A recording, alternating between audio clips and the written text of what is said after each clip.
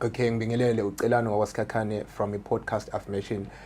Nginobaba uLucky Moloi, si la emhlanga eBeverly Hills la esi-interview khona ubaba uLucky la ezosikhulumela khona sichazele khona nge-life yakhe in politics and in business. So ngicela ukubingelela kuwe Mr. Moloi and ngizocela ukubingelele bese uyasichaza nawe. Ngibingelela kuwe namboma kaMqhele nabalaleli nababukeli bonke balolu hlelo namhlanje.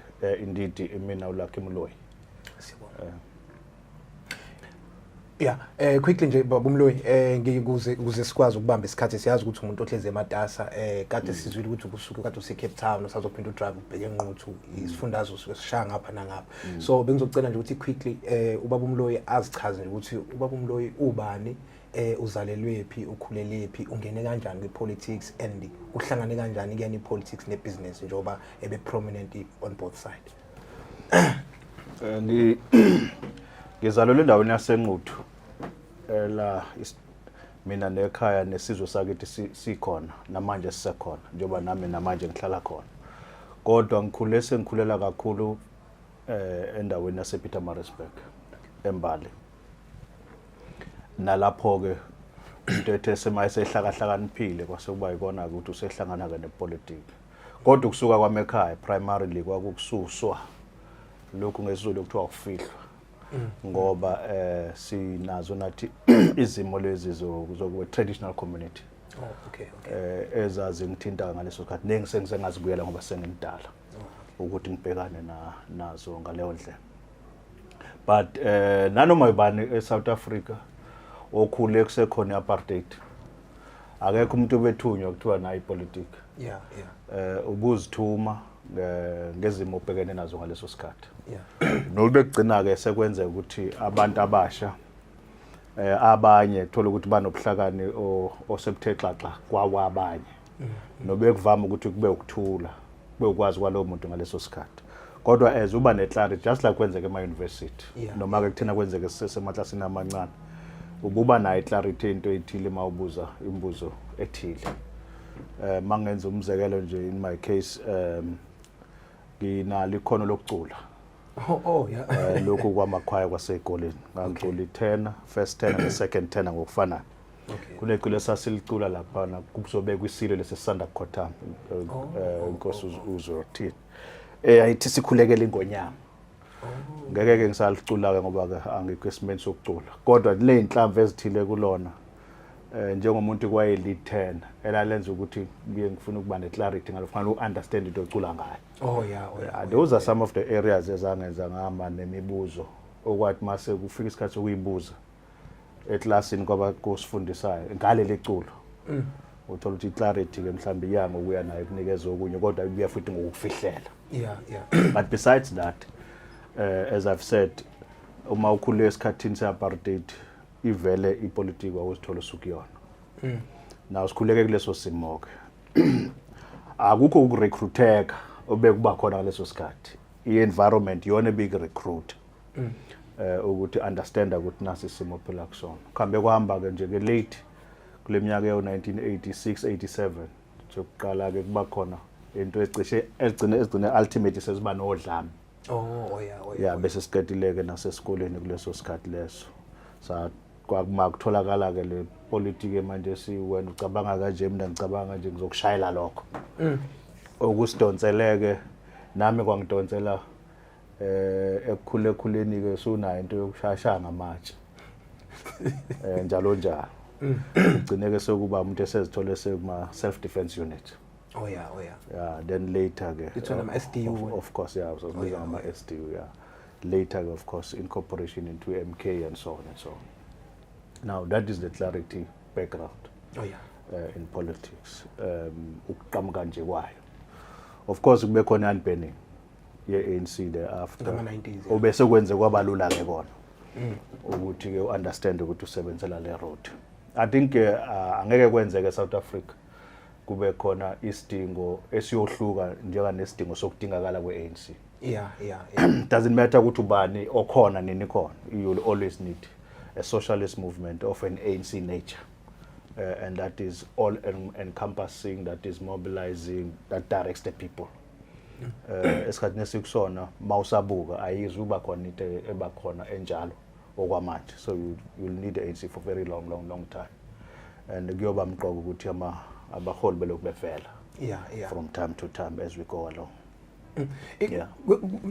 Kule business mhlambe mangaphinde futhi nakhona usithi ukuthi background yakhona ngoba ngiyakhumbula ukuthi uke walida kwi-Nafcoc, walida kakhulu kwi-business, and interestingly ngeke ngakhuluma nomunye one of my colleagues engitshela ukuthi hey, uyazi ukuthi uMloi was once a blue eye boy of white people, ngendlela ababemkhonze ngayo, ngendlela ayesebenza ngayo kahle nayo, so wayesevele ke suke sengena kwi-politics. Mhlawumbe ungasibeka background mhlawumbe usibuyisela kwi-business.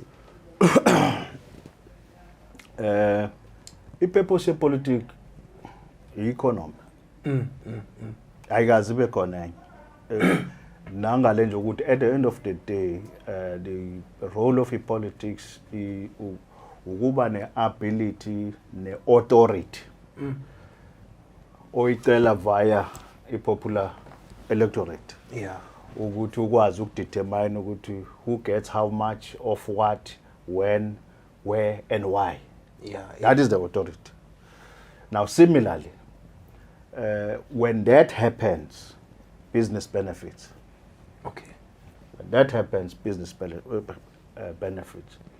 Now, uma ngabe tax yakho neka spa iqhathaniswa ayizulingana.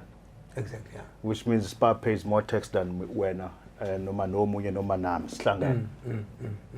And if that is the case, then SPA will determine where azofuna ukuba khona kwi-next site yakhe. And when as a politician fanele ukuthi umenzele environment yokumgranta leyo site. Now who's in charge? Now who's in charge? Business is. Now meaning struggle esingabhekile noma social struggle esibheke kwi-upliftment yabantu but singenayo ama-fundamental understandings e-business. Angeke saba ne-purpose right. And that is why perhaps in as much as sibheke socialist movement later in the future years, but fanele kube by then sinayo socio-economic framework as strong ngalendlela ukuthi yona ngokwayo is more for business than just social. Because at the end of the day, socially speaking, but we must know ukuthi life is individual. Now, even though singaba capitalist minded, but life is also social. So lezi zinto will always be married one after the other and one with the other, and they're inseparable. Ginayo vele entrepreneurial spirit. Akuyona into leyo ayishayisa nje. Ukuthi hayi nakuke hayi naku anginayo lo nhlanhla njalo. Nginenhlanhla yangempela yoku-understand ama-fundamentals e-economy. Ku background yasesikoleni laba babe nenhlanhla ukungifundisa bayazi ukuthi noma labe sasifuna bayazi ukuthi makubalwa omunye umuntu wayengayidinga ngakcalculate kwakuba yimi eclassini. Well both ngenxa yokungabi nemali yokuba nayo. As a result ingine yami. Leke khona namanje. So i-business ngiya understand zalwa kuyona ngokwefamily. Oh, okay. Yeah. So as a kodwa the point I was making at that stage, when we discuss nama comrades or with nama leaders and so on, you found it very difficult to understand. According to politics, ye business. Yeah. Ne business is social, oriented by nature, and it was very, very difficult to understand what. But as a result, we got into that struggle, the economic transformation struggle, long. Those days, the program. We dealt with many substantial issues, both small and big, medium and substantial, in the economic transformation space as a stimulus. Now we made laws. We were part of the enacting of quite a few number of laws. Some as well generated in transition year, general sales tax to VAT. And some of the things that happened there, including in those exemption of black business, some of the initiatives are sensitive. Now I led in various chapters the business, in black business. Now I'm small business entrepreneurs empowerment program. That was my initiative. And later then I became a president of an amalgamated chamber of commerce and industry, Peter Marisburg, as a founding president. of that amalgamated product. Later, also became president of NAFCO KwaZulu-Natal. When Patrice was the president of NAFCO National, Minala Bengu president of NAFCO KwaZulu-Natal. Yeah. Well, we can talk about many products that today exist and some that were, including Moloi assemblers. In its initial stages, you will find a big bottle upon Moloi. If I suit them as stripes, we would take Moloi. Those were the initiatives. Mega City. Yeah. We were the founding initiators of that. Hence, I'm giving them all my respect. Okay. In order to a more. Yeah. Now, and then in the end, we took scenarios to a level where we became equivalent to the premier. When Sbu was premier, I was the president of industry and commerce in the whole province, of all chambers of commerce and industries combined. Leading NAFCOC as a subordinate and a subsidiary, AHR as a subordinate and a subsidiary, Durban Chamber of Commerce as a subsidiary and a subordinate. To me, yes. KwaZulu-Natal Business Chamber of Commerce as the founding president. A pity go to when my term came to an end. Some African fellow followed and the thing died. That's when Uzulu became the premier thereafter. But those are the many initiatives we did in the economic transformation area. But of course you get challenges. Now the politicians will now and then, or people in that sector now and then, want to determine who gets what business. So we had conflicts. Of course, that were low-lying, as it were. Then there was justification and good reason to say, if these comrades can't deliver in this way, then let us go ourselves and deliver to black entrepreneurs. That then caused the change from economic transformation activist to social transformation activist, which is where I am now. It was more to do with the need to go and facilitate more empowerment. It was a but I was calling him big to say he must come here to this province and reflect on the need of emerging black business people in this province in the manner that we're articulating it. Because the big, whatever it is at that stage. But that was politics. It is now. Kusagule business before sibuyele kwi-politics. I remember ukuthi kune program kade yisho ukuthi nake na champion le transformation. But ngizama ukuchecka la ukuthi are you happy yini manje ngoku-image noma ngesibalo sibonayo soku-image kwa black business sector mhlambe mawubuka nje after le program aweqalile yoku uplifta osomabhizinisi abamnyama? There are primary two categories. They are entrepreneurs, people that don't need government to exist, but just need environment which is suitable for their ideas. And there are very few labo bantu but bakon.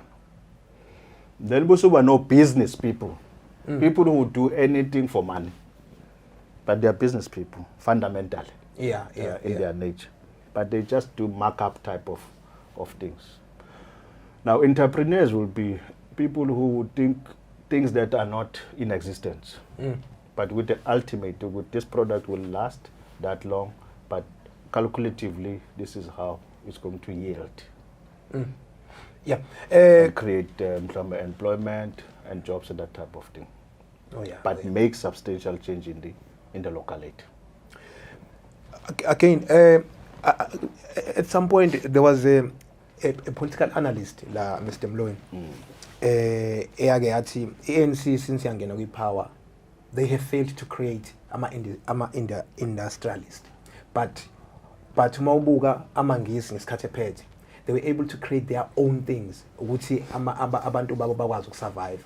Even ama-Afrikaners ngesikhathi engena, they were also able to create their own things ukuthi abantu babo bakwazi ukusurvive. So mangibuza kuwena ngiyazi ukuthi you've been in the ANC for a very long time and you've been part of the people abanye abaku-national, abanye sebeze ba retire kodwa ngomunye wabantu esingasho ukuthi you've been there.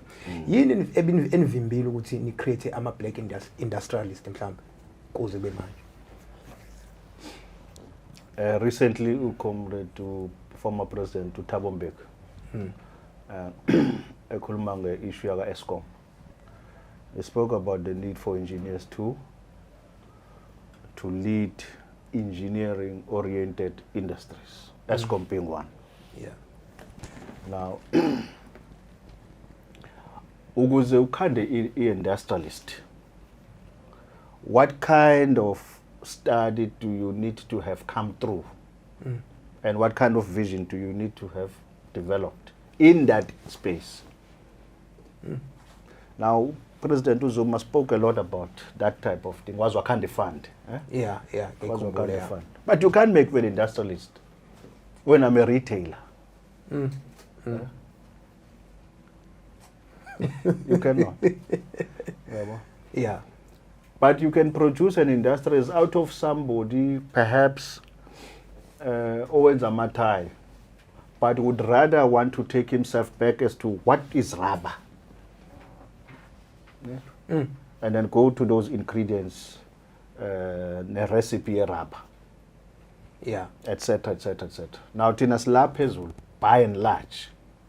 Bese kuthi okukodwa ke kuvelele makube khona. Hlala sibona abantu la bedweba imoto abanye beyikhanda ngezandla, nobody goes and looks for them. So that's true, yeah. Yabona that type of thing. Akhanda namabhano and that type of thing. Now of course kune shortage yesikole kulowo muntu, but the brain is there that looks at things in that big scale. Yeah. I'll talk about that, but secondly, we talk about the Industrial Development Fund amongst other things. Now go and want to access it. You must go via IDC. It suddenly just became some kind of fund, FNP, if I were to make an example. So ISECO easily accessible to everyone. So it does not initiate, neither does it facilitate, neither does it grant thereafter. Because kwayona noma ngabe singaba nevision ngayo, but abantu abazoyidevelop as a product, it's not black people. It's not black economists. Neither will it be driven by entrepreneurs. It will be drawn by some F&B as a product. Yes. Similar to what we've got as a membership system in ANC. It's an F&B product. Yeah. Leave the rest. But you can only create an environment for them. But there must be specific ways over attracting us. And say what these are the kinds of people. Yeah. Mr. Moloi, last Babu Moloi, a former leader in NAFCOC and a former chairperson in Nkosi Bambata region, KwaZulu Natal, Sinaila namhlanje, and we candidate for a position of a National Executive Committee member, ANC njoba siya kwi National Elective Conference, the 55th National Elective Conference in Africa in December. Mr. Moloi, back to politics. Indawo suka kuyona senquthu indawo ebi very controversial when it comes to political violence, especially between the IFP and the ANC. Yes. Kuwe affecte kangakanani ngoba iqiniso ukuthi it's either wawe IFP or wawe ANC, but back then mangabe usuka kulawo maqembu kukhona izinto ezisuke ziaffectile personally. Mangabe wawe ANC it's either kini kontenzeka o mama we ANC khona nawe kini izinto enze. So ngizama ukuchecka nje ukuthi personally affecte kangakanani. Well, in many ways, ngeke ngithi njengabantu abaningi, but njengabanye abantu. Yeah. As we speak, abadoda namfowethu amabili awasekho. Now when ulapha eMbali eMaritzburg, kune monument stone lapha. Yeah. Like 7 days. It symbolizes. No, that's not 7 days. Oh, okay. Yeah, it symbolizes a period yaseMbali. Oh, okay. Yeah. So some close family members were part of that thing. Of course, abafanga during that time. Oh, okay. Bafa long after.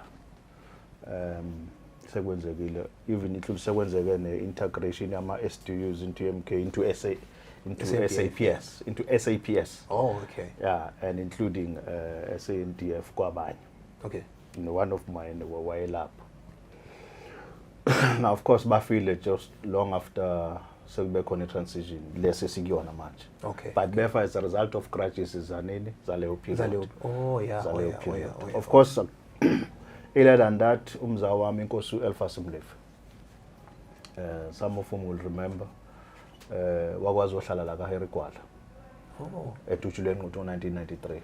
Ngiyayikhumbula phase kwakuzofika ngayo uHarry Gwala no mama Winnie Mandela bezokwenza irally eNquthu 1993. Oh yeah. 11 children were massacred including inkosi.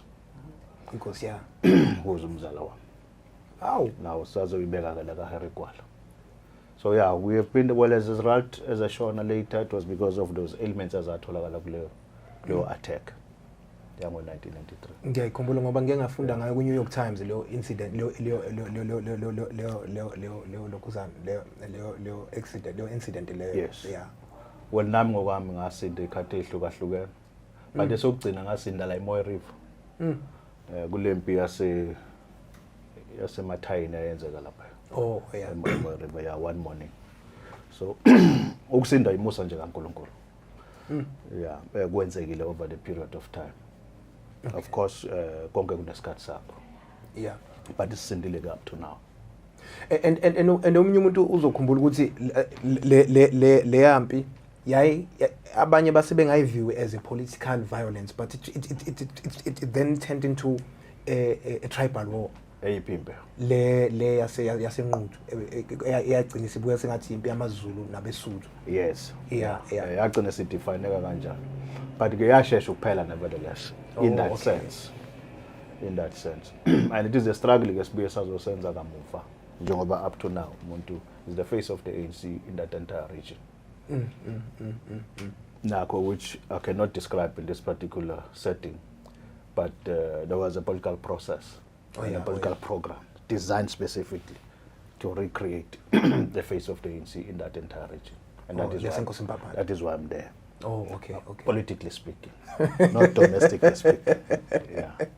Yeah. So, mhlambe kuyona le issue, do you think abeSuthu are being treated fairly kuleya region? Mase sibuka indaba ye language prioritize kwe-language yabo ngike ngenza a few articles ngabo ukuthi babe complain ukuthi especially some government institution they prefer isiZulu nesingisi neAfrikaans uku-address abantu instead of ba prioritize naba beSuthu ngophela beSuthu bakhona kule ndawo. Do you think nisabhekena leyo nkinga lapha eNquthu noma mhlambe sigcina ilungisiwe? Into ezolunga for a period of time. But le ayidinga omunye umuntu dinga beSuthu. Yeah. And mabona besenza kancane ukulungisa lokho izohlala futhi perpetually injalo. Yeah. I wouldn't attach it to any other nationality. Okay. It's just ukuthi bona the priority yabo, nobody else's. Yeah. So komunye umuntu angafacilitate nje leyo priority. Okay. But mabe ngayi-attend ibona consistently, correctly and so on, ayizohlala ishintshiwe. Okay. No. It's got nothing to do with the territory. Okay. So coming back to kulama issues politics. Ukade unobhala waseNquthu wasewenkosi Bhambatha. Inkosi Bhambatha mhlawumbe abanye bezokukhumbula ukuthi ihlanganisa iDandi, Greytown, uMsinga, uMvoti bese kuhlangana neNquthu. Then all of them they make ilokhuzana region ebizwa ukuthi inkosi Bhambatha region. So baba Moloi ubukade unobhala wakhona ngaleso sikhathi uchairperson kwakuma ngikhumbula kahle kwakuPG Mavundla.